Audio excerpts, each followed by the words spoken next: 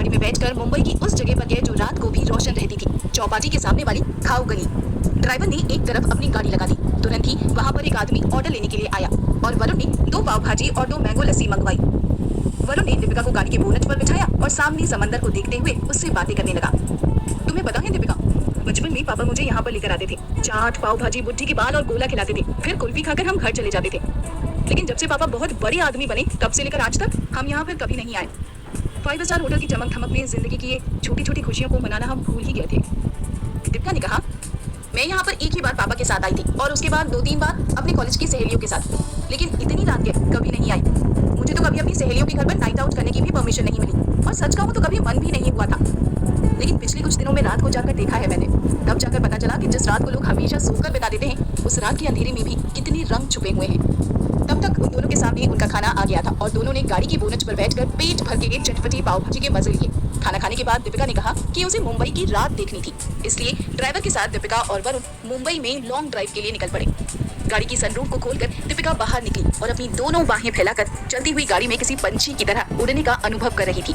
शराब का नशा काफी कम हो चुका था। दीपिका हल्का महसूस कर रही थी। पिछले कुछ दिनों में उसकी जिंदगी में जो उथल पुथल हुई थी, उन सबको कुछ पल के लिए भुलाकर दीपिका सिर्फ इस पल में जी रही थी।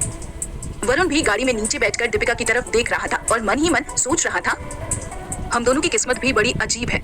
दीपिका शादी से पहले बंधी हुई थी और शादी के बाद आजाद होने का अनुभव कर रही है, और मैं સ્ટીલ સેક્ટરની નંબર 1 કંપની જે આવતા 1 થી 2 મહિનામાં 100% સુધીનો નફો આપી શકે शादी से पहले का आजाद पंछी की तरह था जो अब किसी पिंजरे में बंद हो चुका हूँ।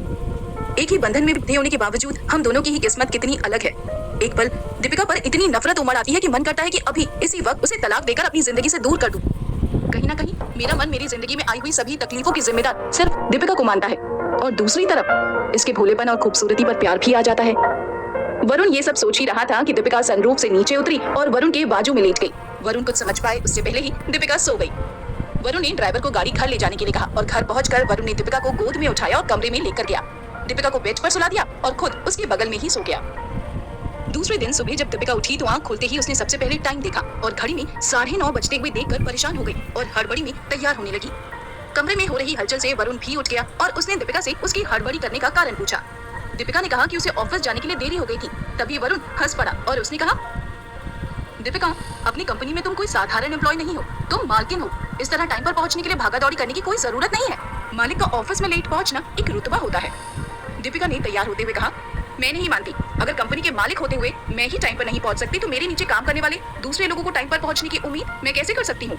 और मेरी कंपनी का नियम है, अगर कोई इंसान आधे घंटे से ज्यादा लेट पहुंचता है तो उसके आधे दिन के पैसे कट जाते हैं, और मुझे बालकेश्वर से अंधेरी पहुंचने में कम से कम 1 घंटा लगेगा और मेरे आधे दिन की पगार जरूर कटने वाली है। वरुण को दीपिका की बात पर और हंसी आई और उसने दीपिका को समझाया, लेट आने पर पैसे आम एम्प्लॉइज के कटते हैं, कंपनी के मालिक के नहीं। और मैं दोबारा कह रहा हूँ कि तुम कंपनी की मालिक हो, सो बिहेव लाइक वन। तुम ऑफिस जल्दी पहुंचो या देरी से पहुंचो, तुम्हें कोई पूछने वाला नहीं है। उल्टा तुम लोगों से जरूर पूछ सकती हो कि वो क्यों देरी से आए। कंपनी के मालिक का ओहदा बहुत ऊंचा होता है और मैं चाहता हूँ कि तुम यानी कि मिसेस दीपिका वरुण सहगल बड़े रुतबे के साथ ऑफिस में जाया करे। दीपिका वरुण की बात से बिल्कुल भी सहमत नहीं थी और उसने कहा, रुतबा उसका होता है जिसने अपना ओहदा कमाया हो। मुझे और तुम्हें ये पूरी कंपनी मुफ्त में मिली है, हमने कमाई नहीं है। हमसे भी ज्यादा हमारे व्यापार को समझने वाले और हमारे बिजनेस को चलाने वाले लोग हमारे नीचे काम करते हैं और इसका हमें आभारी होना चाहिए। बेकार में गर्व करके क्या फायदा। ये कहकर दीपिका कमरे से निकलने वाली थी और तभी वरुण कुछ कहने गया, लेकिन उसी वक्त दीपिका ने वरुण को टोकते हुए कहा, एंड बाय द वे, मैं मिसेस दीपिका वरुण सहगल नहीं, मिसेस दीपिका गोयल सहगल हूँ। ये कहकर दीपिका ऑफिस के लिए निकल गई।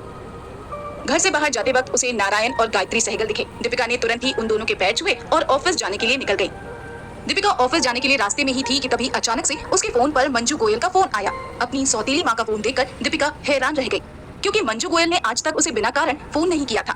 दीपिका ने तुरंत ही फोन उठाया और वो कुछ कहने जाए उससे पहले ही मंजू उसके ऊपर फट पड़ी। इंद्रजीत की आखिरी इच्छा जो हो सो हो, लेकिन मैं इस तवायफ को अपने घर में बर्दाश्त नहीं कर की आखिरी इच्छा जो हो सो हो, लेकिन मैं इस तवायफ को अपने घर में बर्दाश्त नहीं कर सकती। तुम्हारी माँ से कहो अभी इसी वक्त मेरे घर से निकल जाए, नहीं तो मैं पुलिस बुलवाकर इसे बाहर फेंकवा दूंगी। ये सुनकर दीपिका कंफ्यूज हो गई और उसने मंजू से शांति से बात करने के लिए कहा। तभी मंजू ने अपने गुस्से को काबू में रखते हुए कहा, तुम्हारी माँ नीलाक्षी अपना बोरिया बिस्तर लेकर यहाँ पर आ चुकी है और इस घर पर अपना अधिकार मानते हुए रहने के लिए एक कमरा मांग रही है। मैं इसे अपने घर में एक पल के लिए भी और बर्दाश्त नहीं कर सकती हूँ। तुम अभी इसी वक्त यहाँ पर आकर उसे लेकर जाओ, नहीं तो मैं पुलिस को बुलाऊंगी।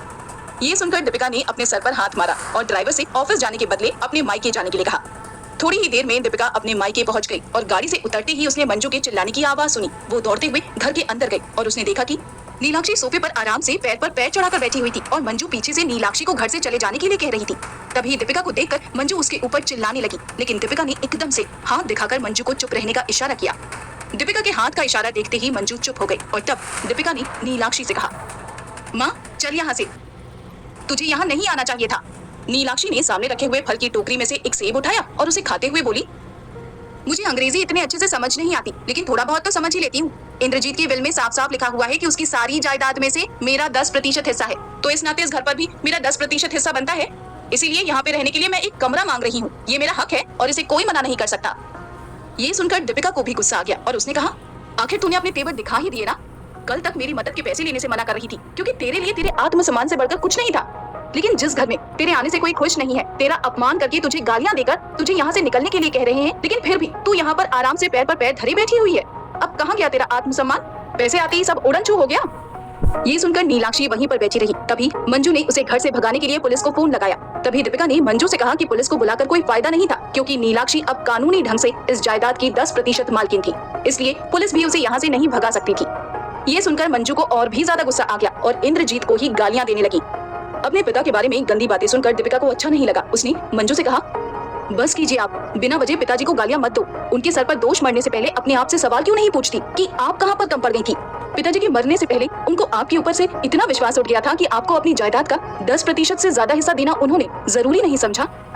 दीपिका की बात मंजू को मिर्ची की तरह चुभी, लेकिन तभी वहाँ पर मंजू का भाई अनिरुद्ध आ गया और उसने कहा, दीदी आप चिंता मत करिए, सिर्फ कुछ ही दिनों की बात है, क्योंकि मैंने रिसर्च कर लिया है और मेरी रिसर्च के मुताबिक ये पता चला है कि अगर घर के कोई सदस्य को ऐसा लगता है कि उनके मृत घर वालों ने अन्यायपूर्ण विल बनवाई है, तो वो कोर्ट में एक पिटीशन दर्ज करवाकर उस विल पर स्टे ला सकता है। अगर कोर्ट में साबित हो गया कि विल वाकई में अन्यायपूर्ण है, तो उस विल में योग्य बदलाव जरूर कराए जा सकते हैं और हम आज ही कोर्ट में पिटीशन दर्ज करेंगे। ये सुनकर दीपिका और नीलाक्षी हैरान रह गए थे। तभी दीपिका ने कहा, ऐसा करके आप पिताजी की अंतिम इच्छा का अपमान करोगे? मैं ऐसा नहीं होने दे सकती। और वैसे भी मैंने तो आप सबको कल ही कह दिया था कि मुझे इन सब में कोई रुचि नहीं है और इसीलिए ना चाहते हुए भी 6 महीने तक सिर्फ एक केयर टेकर की तरह मैं इस प्रॉपर्टी की रखवाली करूंगी और 6 महीने खत्म होते ही सब कुछ आपके नाम कर दूंगी। तो फिर ये सब करने की आपको क्या जरूरत पड़ गई? तभी अनिरुद्ध ने कहा, मेरी दीदी 6 महीने के लिए भी ये अन्याय बर्दाश्त क्यों करे? और वैसे भी हमसे क्यों झगड़ रही हो? ऐसा करने का उपाय जिसने बताया है उसी के साथ जाकर क्यों नहीं झगड़ती? दीपिका ने पूछा, ये सब करने का मशवरा आपको किसने दिया? अनिरुद्ध ने कहा, वरुण। वरुण का नाम सुनते ही दीपिका के पैरों तले जमीन खिसक गई। क्या सच में वरुण ने अनिरुद्ध को कोर्ट में पिटीशन फाइल करने की सलाह दी थी? अगर हाँ, तो आखिर क्यों? क्या इस वजह से फिर से दीपिका और वरुण का रिश्ता खतरे में पड़ जाएगा? क्या इस बनते बिगड़ते रिश्ते का कोई अंजाम आएगा? क्या दीपिका नीलाक्षी को घर से बाहर निकलने के लिए मना पाएगी? जानने के लिए सुनते रहिए मिसमैच्ड इश्क ओनली ऑन पॉकेट एफएम।